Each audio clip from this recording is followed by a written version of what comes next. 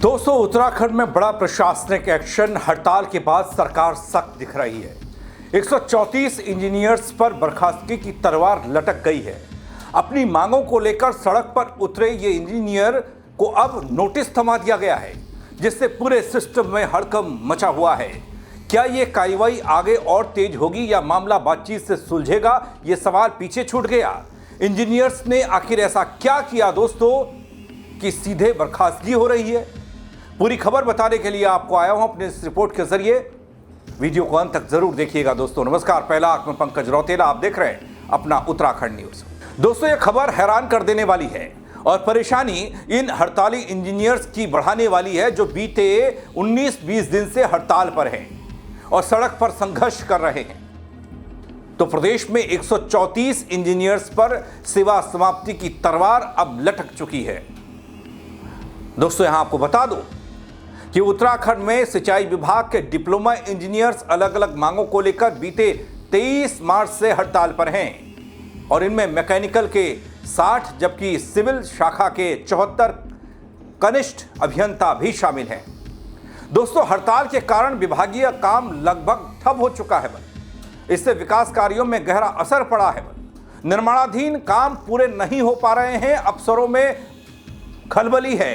अफसरों पर भारी दबाव पड़ता दिख रहा है और इसी को देखते हुए अब प्रमुख अभियंता सुभाष चंद ने हड़ताल पर चल रहे इन सभी 134 इंजीनियर्स को नोटिस थमा दिया है। नोटिस के माध्यम से इन इंजीनियर्स को सेवा समाप्ति की चेतावनी दे दी गई है।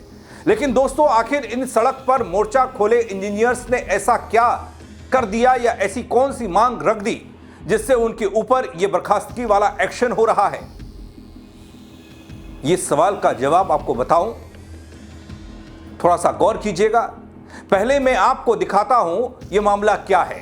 पहले दिन से नहीं कहूँगी, ये हमारा चरणबद्ध कार्यक्रम रहा है। पहले चरण में हमने जनपदवार वहाँ धरना दिया था। दूसरे चरण में हमने देहरादून में सचिवालय का घेराव किया था, वहाँ हमारी देहरादून में रैली हुई थी।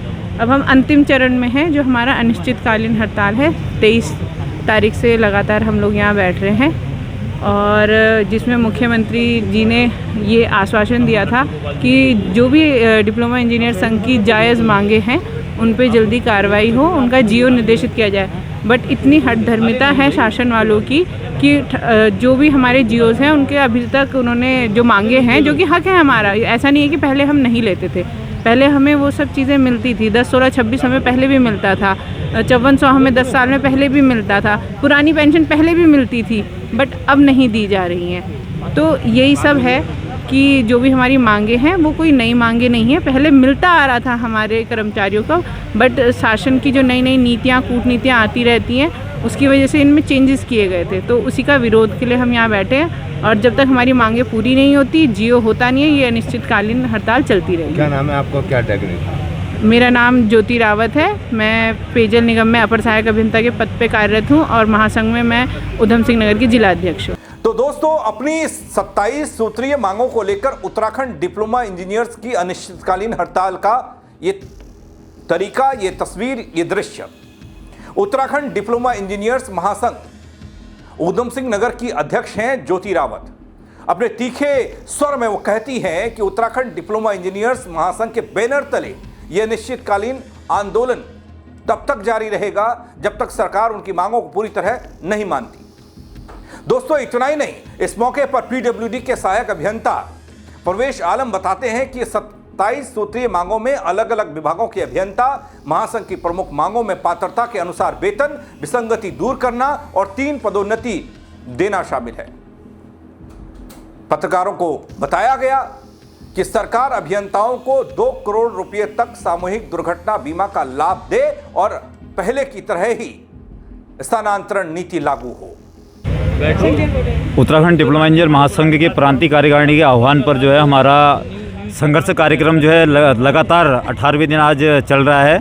इसमें हमारी मुख्य मांग है, हमारे 10, 16, 26 में हमारी 3 ACP का लाभ, 10 साल की सेवा में 5400 ग्रेड पे और अपर सहायक अभियंता को जो है 2006 से 4600 ग्रेड पे और पेयजल और जलस्थान का एकीकरण और राशीकरण और हमारा जो अन्य जो मुख्य मांग है उरेडा का 4600 ग्रेड पे आवास विभाग को एनपीएस और ट्रेजरी से वेतन भत्ते दिए जाए, इस प्रकार की हमारी मुख्य मांगे हैं और 27 सूत्री हमारा एक समस्या पत्र है। दोस्तों, इस दौरान डिप्लोमा इंजीनियर्स का यह कहना कि जब तक उनकी मांगें नहीं मानी जाती तब तक अनिश्चितकालीन धरना जारी रहने वाला है। उत्तराखंड डिप्लोमा इंजीनियर्स महासंघ के बैनर तले ये आंदोलन चल रहा है। समस्त इंजीनियर्स नारेबाजी करते दिख रहे हैं, सरकार को चेताते दिख रहे हैं। अगर सरकार उनकी मांगों पर गौर नहीं करती, जल्द से जल्द संज्ञान नहीं लेती, तो इससे अनिश्चितकालीन धरना प्रदर्शन और उग्र आंदोलन में तब्दील किया जाएगा। डिप्लोमा इंजीनियर महासंघ जैसे कि अपने पूर्व से भी हड़ताल के लिए सरकार को ज्ञापन के माध्यम से सूचित कर चुका था, लेकिन उसके बाद भी हमारी कोई मांगों पर विचार नहीं किया गया और हमारा केंद्रीय नेतृत्व जो है लगातार सरकार के संपर्क में है और जैसे ही पॉजिटिव होगा तब तक हमारी हड़ताल खत्म नहीं होगी, जब तक हमारी मांगें पूर्ण नहीं होगी। दोस्तों, इधर उत्तराखंड में हड़ताल के कारण सिंचाई विभाग की महत्वपूर्ण परियोजनाओं के ठप होने पर सवाल हो रहा है। विभाग ने इसे राजकीय हित के विपरीत अनुशासनहीनता की श्रेणी में माना है।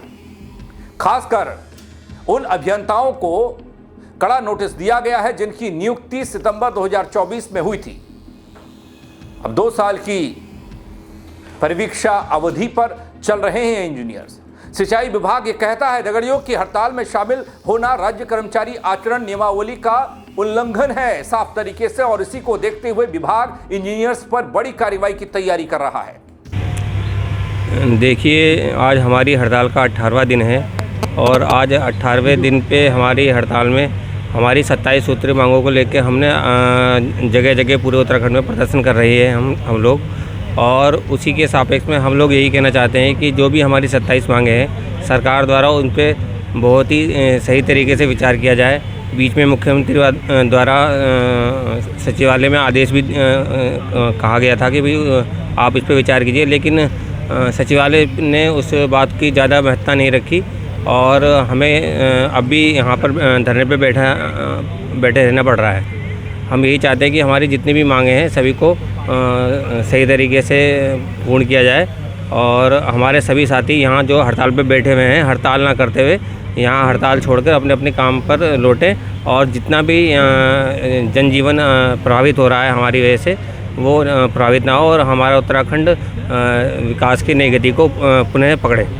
दोस्तों, अभियंताओं की इस हड़ताल से विभागीय काम ठप हुआ। जैसा मैंने आपको बताया, प्रमुख अभियंता सुभाष चंद की ओर से एक नोटिस के जरिए यह पूछा गया है क्यों ना उनकी परिवीक्षा अवधि खत्म करते हुए सेवाएं समाप्त कर दी जाए।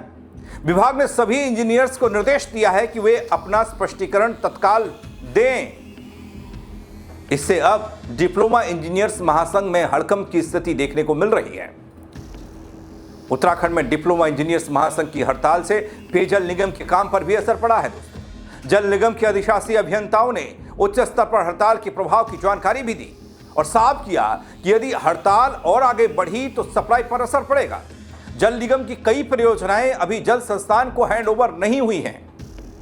इन योजनाओं के संचालन का जिम्मा दोस्तों जिन डिप्लोमा इंजीनियर्स पर है वे इन दिनों हड़ताल पर हैं और हड़ताल के बाद ही ये एक्शन देखने को मिल रहा है जिसमें ये कहा जा रहा है 100 से ज्यादा इंजीनियर्स की सेवा समाप्ति की तैयारी है, उन्हें बर्खास्त किया जा रहा है।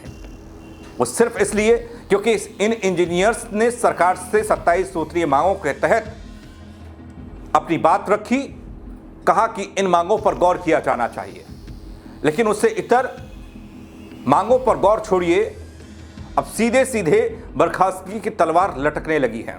ऐसे में दोस्तों, जहां एक तरफ इंजीनियर्स की हड़ताल से विभागीय कामकाज पर बड़ा असर पड़ा, तो वहीं अब इनके काम को लेकर, इनके कार्यकाल को लेकर, आगे की नौकरी को लेकर भी एक बड़ा सा प्रश्न चिन्ह उठ रहा है। लेकिन यह एक्शन कितना जायज है? क्या एक्शन ही इसका समाधान है या फिर कुछ और भी रास्ता निकाला जा सकता है, कोई विकल्प है जिसको अपनाकर इस हो हल्ले को शांत किया जा सकता है? दोस्तों, अपनी राय जरूर दीजिएगा, कमेंट के जरिए बताइएगा। फेसबुक पर देख रहे हैं फॉलो कीजिएगा, यूट्यूब पर देख रहे हैं सब्सक्राइब कीजिएगा। हाँ, खबर को शेयर जरूर कीजिएगा दोस्तों, ताकि तमाम वो इंजीनियर्स और उनके परिवार और तमाम वो लोग जो इस इंजीनियर्स के हड़ताल को समर्थन दे रहे हैं उन तक भी यह खबर पहुंचे और विभागीय लोगों तक भी। मेरे साथ जुड़ने के लिए आप सबका बहुत शुक्रिया। जय उत्तराखंड।